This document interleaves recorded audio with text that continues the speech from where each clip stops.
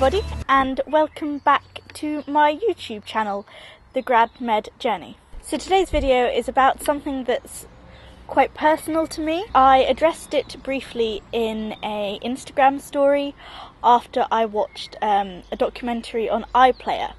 And so today's video is going to be about organ donation and transplants. So to give you a little bit of background as to why I decided to film this video, it's mainly because I watched the BBC 2 documentary on iPlayer called Heart Transplant, A Chance to Save a Life, or something along those lines.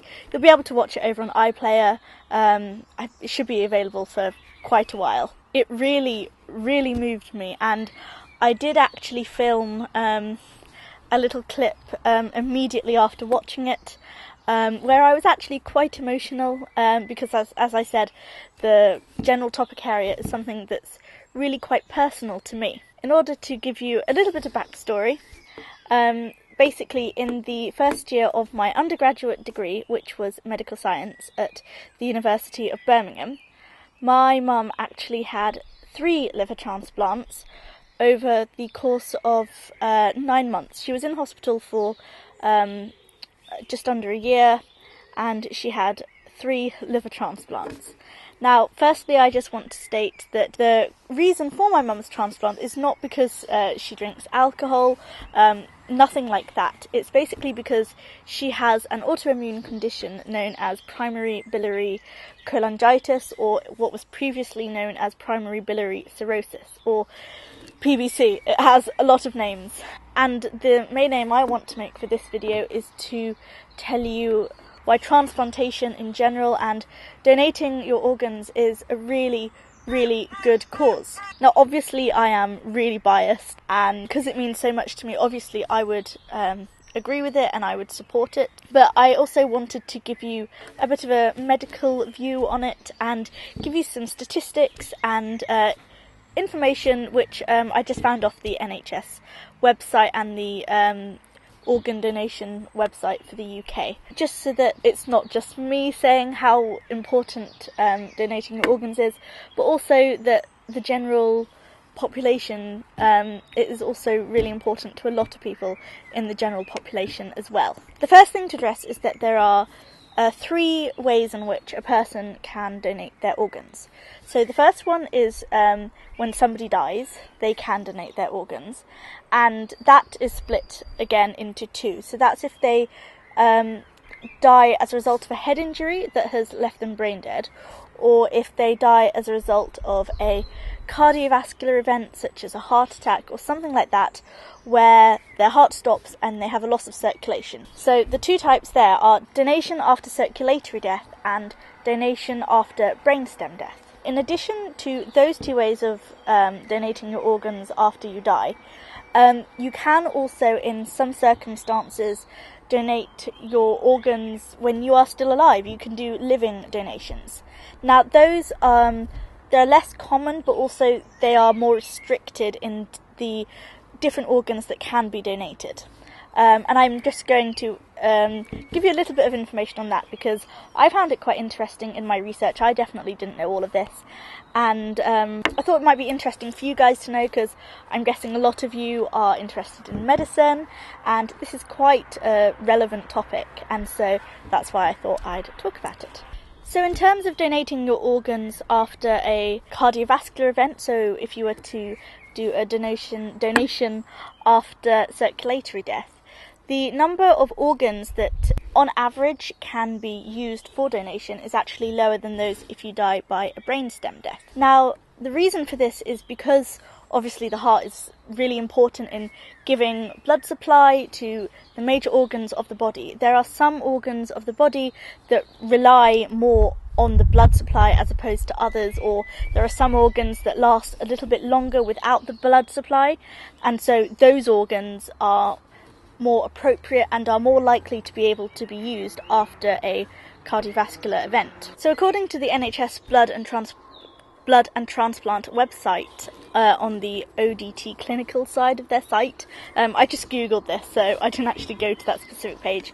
They say that normally kidneys account for the highest proportion of donations after circulatory death. And this, they said, is something to do because the kidneys seems to have a period of time after loss of circulation in which they are still able to function normal and so can be used for transplant, as they're not damaged by the lack of blood supply, or they're not damaged as much. In comparison, donation after a brainstem death, you can give liver transplants, pancreas, lungs, things like that, mainly because they don't cope as well with the lack of circulation. So if you were to die from a brain injury or death by a brainstem lesion, something like that, then the heart obviously is still beating, it's still pumping, and so it's still going to be providing the oxygen it needs to the other organs, in particular in an intensive care unit setting where people will be mechanically ventilated and having their vital signs and vital systems supported artificially. There is a lot more detail within donation by circulatory deaths, because they can be split further into controlled and uncontrolled, and I'm not going to get into the details of that. You can obviously go and look that up if you are interested in it yourselves. So I just thought I would quickly list the organs that you can donate after you have died and whilst you're still alive, as I think it's quite interesting because there are so many. So I'm just going to read them off my iPad because I can't remember them. So organs that can be donated after death include the heart, liver, kidneys, lungs, pancreas and small intestines. Now, I know I've been talking a lot about solid organs, but remember you've still got tissue transplants. So you might have corneas of your eye, you might have skin transplants for skin grafts, for example. You might have a bone marrow transplant if you have some form of bone cancer, for example. You can also have heart valve replacements from donations. You can have tendons in, say, your knee, for example, and also ligaments and bones. So there are so many different parts of you, of me, that can be donated, which I think is really amazing. As far as I'm aware, donations only really started in about the mid-1950s, with the kidney being the first organ to be transplanted, and from there that was when immunosuppressants were first developed, so things like, I think the first one was tacrolimus or cyclosporin, and so there are so many different drugs that have resulted, and it just shows the advances in medicine that have occurred since then. I think the first liver transplant occurred in the 1980s, and that, I believe, was a pivotal moment in transplant medicine. So a really, really important aspect of donating your organs is consent. Now, this is a massive issue when it comes to anything related to medical law, and it's something as a first year medical student that we cover in quite a lot of detail. We learn all the the guidelines from NICE, and we also have to learn key laws, key cases, which were the sort of beginning or the reasons why certain laws were introduced, and so it is really, really important. And as a result of this, people don't just donate organs without the person's consent who is having their organs donated. But this is where things start to get a little bit, not difficult, but this is where I think the main issue lies currently.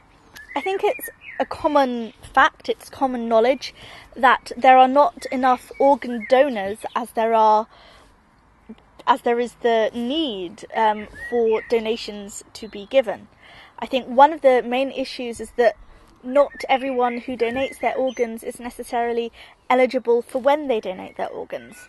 I think from the BBC documentary, they said that only 1 out of 100 hearts that are donated can actually be used as a result of maybe coronary heart disease or too much fat or scar tissue around the heart because of general everyday life. Obviously, everybody does things in their daily lives that aren't necessarily good for their heart or their liver or their kidneys or whatever organ. Nobody is perfect. And so as a result of that, not every heart or liver that is donated is actually used. And I think that's one of the key reasons that there is a shortage in the number of organs available for transplantation. A good example of this is that according to the NHS website, 5,000 people in the UK in 2017 required a kidney transplant. However, 250 people out of those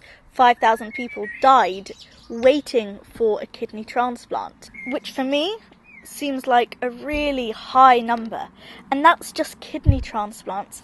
If you think about all the other organs that can be donated, hearts, lungs, pancreas, other small intestine, kidneys, liver, everything else, that's 250 people died just because they couldn't get a transplant. And this is what makes me so grateful.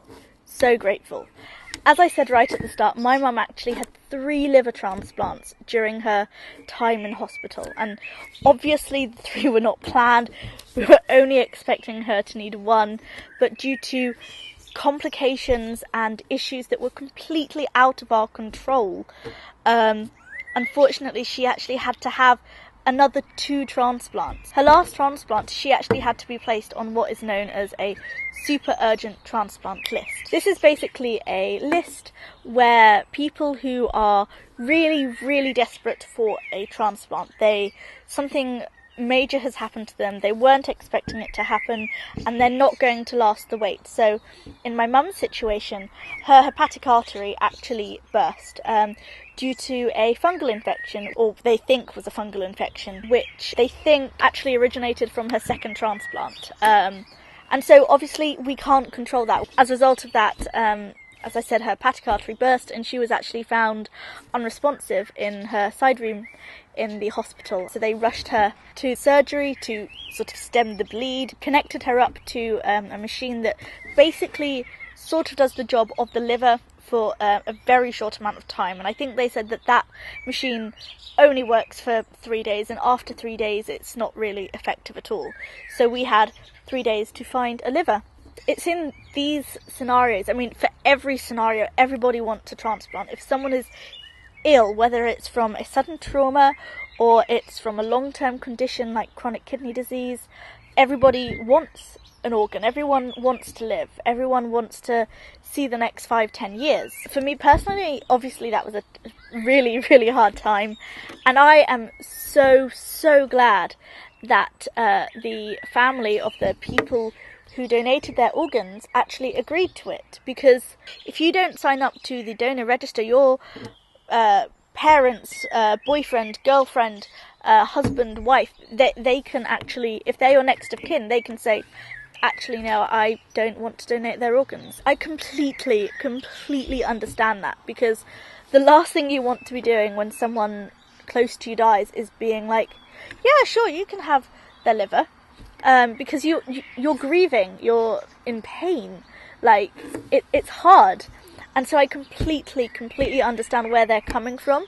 But if you read up about the statistics about organs and organ donation and the proportion of people who need transplants and the proportion of people who actually get the transplants and those who unfortunately die from lack of transplants or lack of the available organ to them, you'll see that people really need your organs. And I think up to 8 tissues can be donated from one person from one death. That's a maximum. I think on average, if it's a donation from a circulatory death, it's just under 3 organs, and if it's a donation from a brainstem death, it's just under 4. So it's not as much as 8, but there are definitely stories where people who are perfectly healthy can give 8 organ/tissue to a stranger because they've signed up on the organ donor register, they've got their organ cards, and most importantly is they've spoken to their family about it. In terms of living donations, the main organ tissues that you can donate are kidneys. Obviously you have 2 kidneys, and in the vast majority of people, both of your kidneys are working, and so you can actually live off only one kidney. So you can take one kidney and donate it to someone who is the same blood type, tissue type, etc. as you. The other is liver, which personally I find fascinating.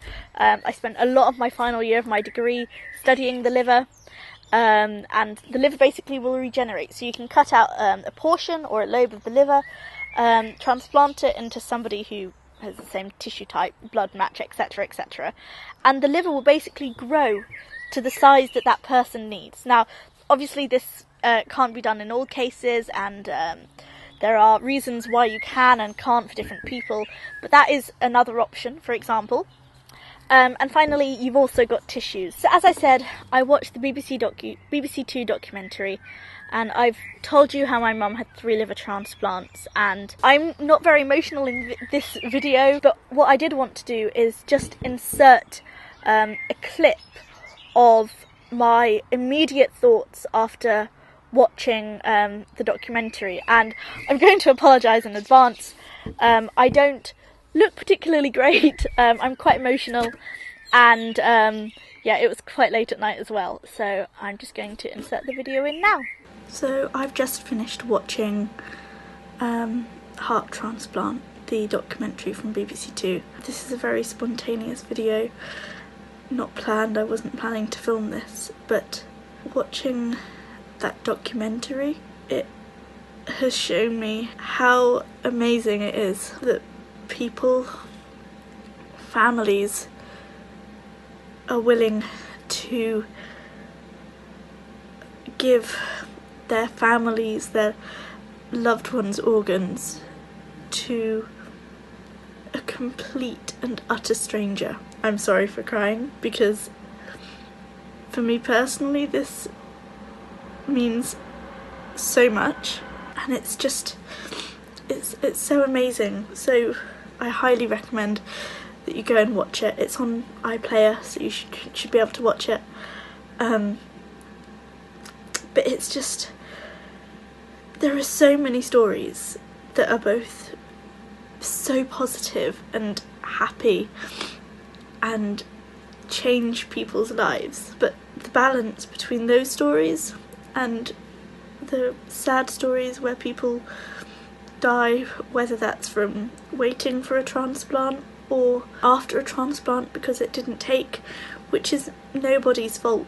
Both ends of the spectrum of being saved or unfortunately not being saved, it's just thought-provoking.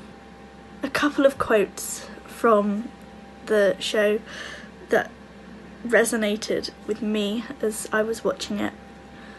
One of them was, "It feels so weird to be so scared for something that you want so much." And I honestly could not agree with that anymore. The thought of being cut open, one of your own organs physically removed from your body and then cut out and replaced by somebody else's organ, is just astounding. But it is so scary. But you're at war with yourself because you really want it and you need it to survive. If you're a family member, you really want that organ, because if they don't get that organ, they will die. And there's no easy way around it. If they're waiting for years, it's heart-wrenching. If you've been waiting for days, but you know they've only got days to live, it is just as heart-wrenching. I guess what I want to say in this little spontaneous thing, which I'm probably going to insert amongst other things, is really think, if you yourself were, for some reason or another, to need an organ, would you accept it? If someone close to you, if your mum or your dad or a brother or a sister, grandparent, anyone in your family, if any of them were to need an organ to survive, to live, to see you finish medical school, to see you at your wedding, to see you have children, to see you graduate, if they were to get ill and they needed a transplant, would you want them to have it? Trying again, sorry. If the answer is yes, then please, please, please really think carefully about signing yourself up to become an organ donor. I am incredibly privileged and honoured that 3 people of different ages and their families saved my mum's life by donating their livers. For them to look past their own pain and say, yes, you can have my loved one's organs. Those people and their families have saved my mum's life. My mum would not be here today if it wasn't for those people. For that, I am so grateful. In the very dark times where we didn't think she would ever come out of hospital again, for her to see me graduate, for her to be able to hopefully see me get married in the future, for her to see me have children, for her to see me become a doctor, hopefully if I pass these exams. But just having her with me, just to support me and be with me and see so much more of my life, just means the world to me. So please sign up to be an organ donor. If you have any questions, leave them down below in the comments, or as always, feel free to send me a message over on Instagram or Twitter. I've also started using my Facebook page a little bit more, so if you want to go over and give that a like, that would be great. I'm hoping to do a couple of update posts here and there. It won't just all be clones of my Instagram posts. But yeah, I hope you've enjoyed this video. I hope you found it informative and not just me rambling. And thank you all so much for watching. I will see you next time. Bye.